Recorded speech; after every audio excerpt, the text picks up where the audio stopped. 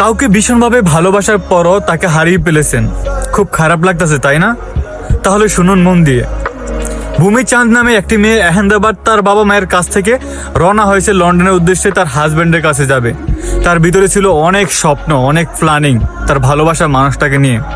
বাসা থেকে রওনা হয়েছে, ট্রাফিক জ্যামের কারণে বিমানবন্দরে পৌঁছতে 10 মিনিট লেট হয়েছে। আর 10 মিনিট লেট হওয়ার কারণে সে ফ্লাইটের মধ্যে অ্যাটেন্ড করতে পারে নাই। সে তার সর্বোচ্চ দেওয়ার চেষ্টা করছে, আশেপাশে মানুষদের কাছে সাহায্য নেওয়ার চেষ্টা করছে যেই কোনোভাবে যেন ফ্লাইটটাতে বসতে পারে। তার ভীষণ খারাপ লাগা শুরু হলো, সে যখন ওই ফ্লাইটে উঠতে পারে নাই। তার কত স্বপ্ন, কত লাখ টাকার টিকিট, কত প্ল্যানিং সব কিছু শেষ হয়ে গেছে। সে তখন মনে মনে ভাবতে লাগলো, আমার সাথেই কেন এমনটা হলো? সৃষ্টিকর্তা আমার ভালো চায় না হয়তোবা, তার জন্য আমার সাথে এমনটা হলো।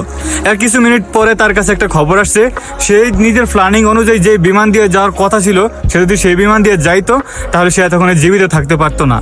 মানে ওই প্ল্যানটা ক্র্যাশ করছে। মনে রেখো, সৃষ্টিকর্তা বহুবার তোমার প্ল্যানগুলো নষ্ট করবেন। কিছু জিনিস, কিছু মানুষ মন থেকে চাওয়ার পরও তুমি পাবা না, কারণ তিনি জানেন এটা তোমার জন্য সঠিক নয়।